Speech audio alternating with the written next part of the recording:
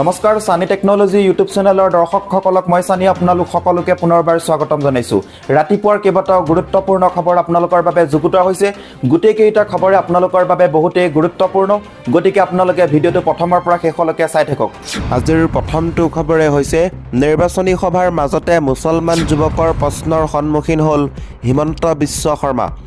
নামাজ আজান বন্ধ কৰিম বুলি ক'লে আমাৰ বেয়া লাগে, আমি হিন্দু মুছলমান সকলোৱে একেলগে থাকিব নোৱাৰোঁ নেকি? এইবুলি হিমন্ত বিশ্ব শৰ্মাৰ সন্মুখত এজন মুছলিম যুৱকে প্ৰশ্ন কৰিছে যে আমি হিন্দু মুছলমান সকলোৱে একেলগে থাকিব নোৱাৰোঁ নেকি? নিৰ্বাচনী সভাৰ মাজতে মুখ্যমন্ত্ৰীলৈ প্ৰশ্ন তুলিছে মুছলমান এজন যুৱকে। মুছলমানৰ নামাজ আজান বন্ধ কৰিম বুলি ক'লে আমাৰ বেয়া লাগে, আমাৰ মতে হিন্দু মুছলমান ভাই ভাই, হিন্দু মুছলমান আমি সকলোৱে একেলগে থাকিব নোৱাৰোঁ নেকি বুলি প্ৰশ্ন কৰিছে।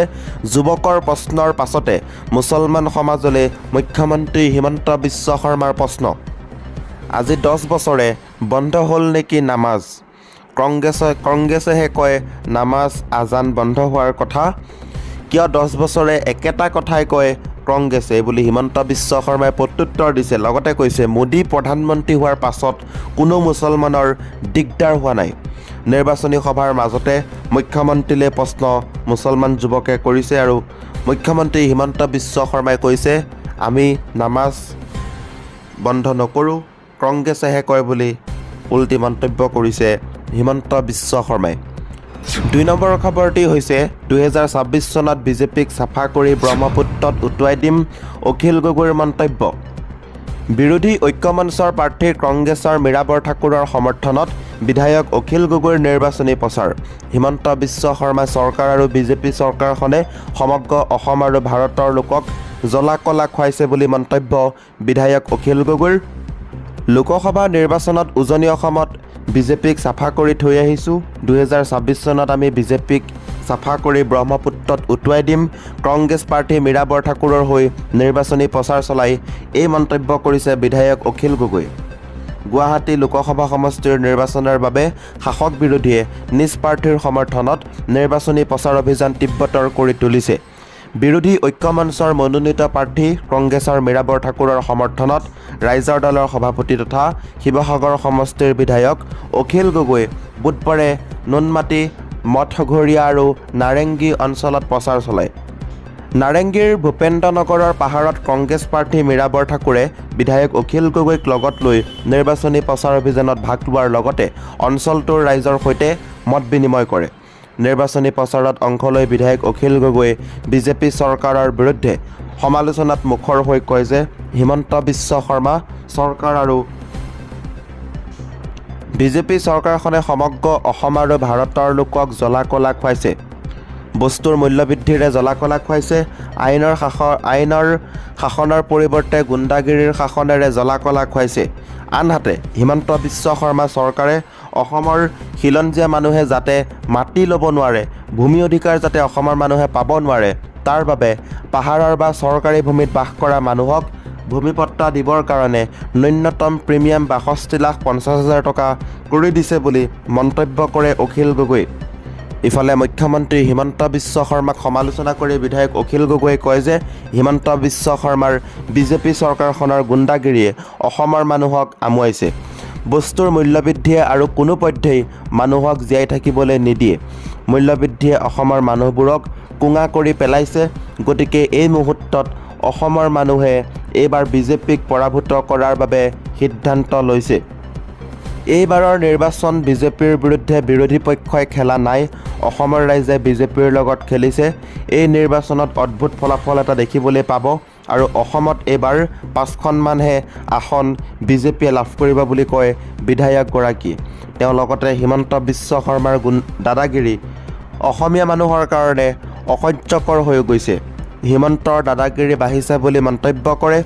গতিকে হিমন্তৰ দাদাগিৰি কমাবৰ কাৰণে এইবাৰ নিশ্চিতভাৱে অসমীয়া মানুহে বিৰোধী ঐক্যমঞ্চক ভোট দিব আৰু এইবাৰ বিৰোধী ঐক্যমঞ্চই বিশাল ভোটত বেছিভাগ আসনতে বিজেপিক পৰাভূত কৰিব বুলি কয় বিধায়ক অখিল গগৈ। 3 নম্বৰ খবৰটি হৈছে প্ৰধানমন্ত্ৰীয়ে ভয় খাইছে, মঞ্চত তেওঁ কান্দি দিবও পাৰে, মোদীক ঠাট্টা কৰিছে ৰাহুল গান্ধীয়ে। কৰ্ণাটকৰ বিজয়াপুৰত এখন সভাত ভাষণ দি ৰাহুল গান্ধীয়ে কয় যে মোদীয়ে ভয় খাইছে আৰু আনকি তেওঁ মঞ্চত চকুলো টুকিবও পাৰে। লগতে ৰাহুল গান্ধীয়ে কয়, আপোনালোকে প্ৰধানমন্ত্ৰীৰ ভাষণ শুনিছে, তেওঁ ভয় খাইছে, তেওঁ হয়তো মঞ্চত চকুলো টুকিবলৈ আৰম্ভ কৰিব। ৰাহুল গান্ধীয়ে ভাষণত কয়, মোদীয়ে দৃষ্টি আকৰ্ষণ কৰিবলৈ চেষ্টা কৰে, কেতিয়াবা চীন আৰু পাকিস্তানৰ কথা কয়, কেতিয়াবা থালি বজাবলৈ কয় আৰু কেতিয়াবা মোবাইলৰ টৰ্চ লাইট জ্বলাবলৈ কয়। ৰাহুল গান্ধীয়ে কয় যে ভাৰতত দৰিদ্ৰতা, নিবনুৱা সমস্যা আৰু মুদ্ৰাস্ফীতিকে ধৰি 4টা গুৰুত্বপূৰ্ণ বিষয় আছে।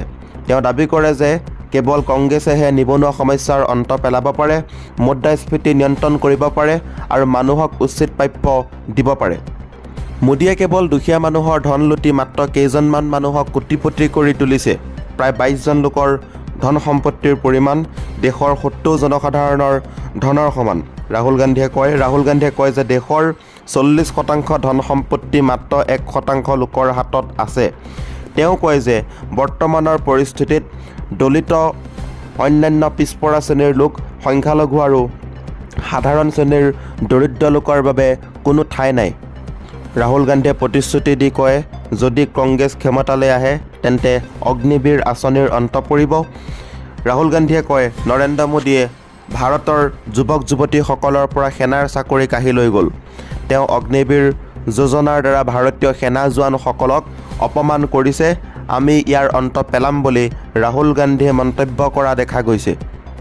4 নম্বৰ খবৰটি হৈছে, বিজেপিক যদি ভোট নিদিয়ে তেনেহ'লে চলোৱা হ'ব উচ্ছেদ।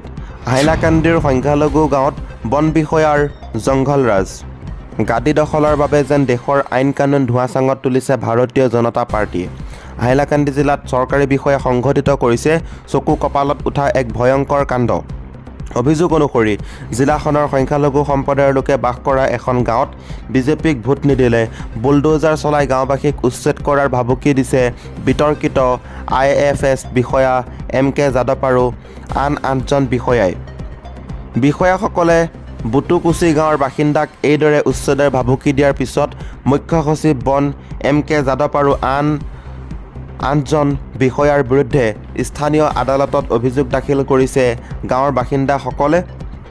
MK যাদৱৰ লগতে গাঁওবাসীক ভাবুকি দিয়া আন 8জন জনবিষয়া হৈছে শিলচৰৰ মুখ্য বন সংৰক্ষক ৰাজীৱ কুমাৰ দাস, হাইলাকান্দি বন সংমণ্ডলৰ জিলা বন বিষয়া অখিল দত্ত, কাছাৰ সংমণ্ডলৰ DFO বিজয় টিম্বক পলভে, চেৰংগী ৰেঞ্জৰ ৰাতাবাৰী উপ ভাৰপ্ৰাপ্ত বিষয়া মনোজ সিনহা, চেৰংগী ৰেঞ্জৰ বনকৰ্মী অজিত পল, দুল্লাবছিৰা বিট বিষয়া ফৈজ আহমেদ বৰভূঞা, বনকৰ্মী তপস দাস, বিট বিষয়া আব্দুন নুৰ আৰু বনকৰ্মী ফৈজুদ্দিন লস্কৰক। আজিৰ এই ভিডিঅ'টোৰ মাধ্যমেৰে আপোনালোকক কেইবাটাও গুৰুত্বপূৰ্ণ খবৰ দিব চেষ্টা কৰিলোঁ। যদি খবৰ